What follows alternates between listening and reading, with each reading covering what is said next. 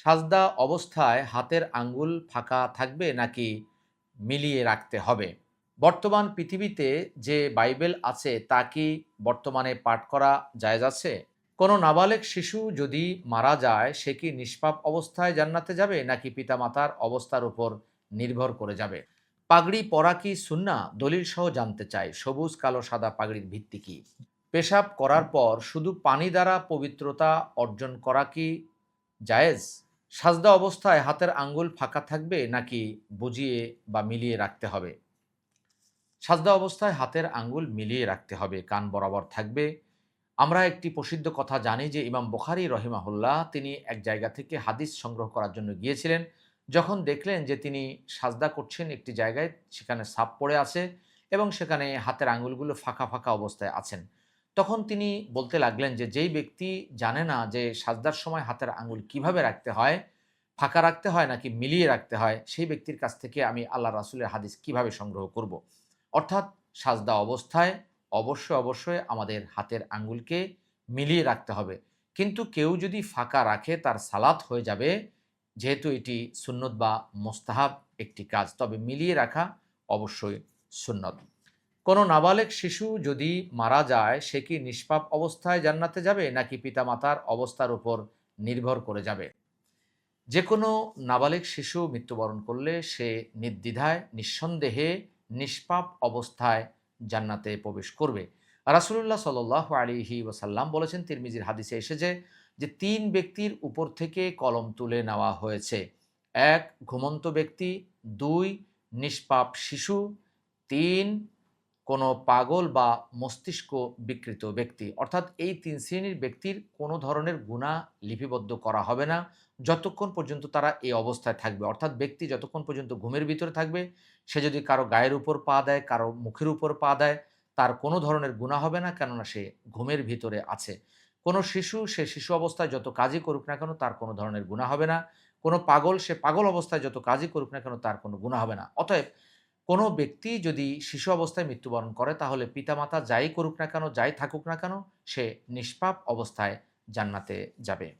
পাগড়ি পরা কি সুন্নত? দলিল সহ জানতে চাই। সবুজ, কালো, সাদা পাগড়ির ভিত্তি আছে কি? পাগড়ি পরার ব্যাপারে ওলামাদের দুটি মত রয়েছে। একদল ওলামা বলেন যে এটি সুন্নত, আরেক দল ওলামা বলেন এটি সুন্নত নয়। যারা বলেন সুন্নত নয় তারা বলতে চান যে এটি রাসূলুল্লাহ সাল্লাল্লাহু আলাইহি ওয়াসাল্লামের সাধারণ একটি আদত বা সাধারণ একটি কর্মকাণ্ড ছিল। এটা সুন্নত হিসাবে তিনি পড়তেন না।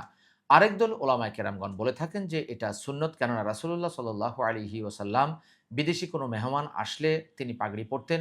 অনেক সময় ঈদের মাঠে তিনি পাগড়ি পরতেন এবং মক্কা বিজয়ের দিনেও তিনি পাগড়ি পরে প্রবেশ করেছিলেন মক্কায়।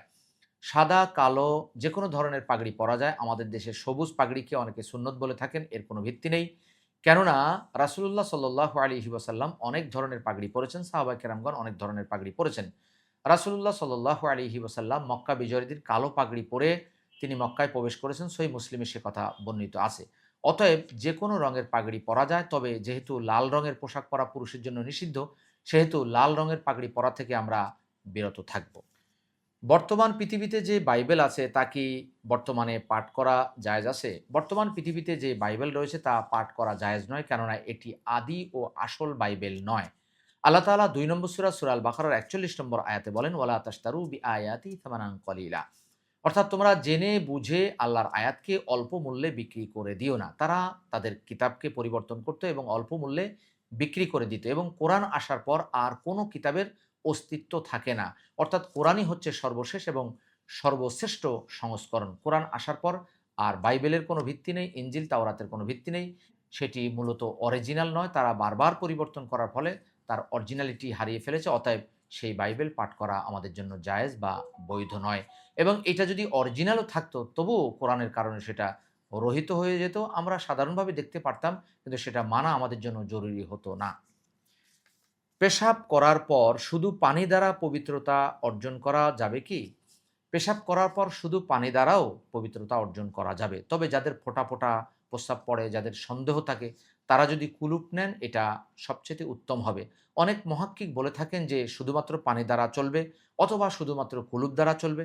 আবার অনেকে বলে থাকেন যদি কুলুপ হয়, পানি হয় তাহলে সেটা আরও উত্তম হয়। তবে ব্যক্তির অবস্থা এবং জায়গার উপর নির্ভর করে এটা হবে।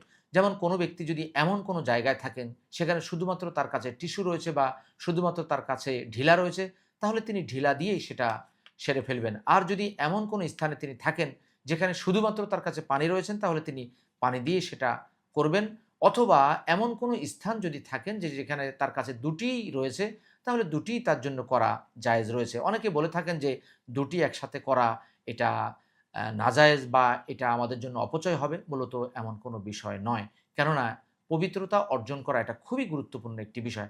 আল্লাহ তাআলা ২ নম্বর সূরা ২২২ নম্বর আয়াতে বলেন, "ইন্নাল্লাহা ইউহিব্বুত তাওয়াবিনা ওয়া ইউহিব্বুল মুতাত্তাহিরিন।" নিশ্চয় আল্লাহ তাওবাকারীদেরকে এবং পবিত্রতা অর্জনকারীদেরকে ভালোবাসেন। আল্লাহ তাআলা আপনাকে আমাকে আমাদের প্রত্যেককে কোরআন সুন্নাহ জেনে সে অনুযায়ী আমল করার, প্রচার প্রসার করার তৌফিক দান করুন।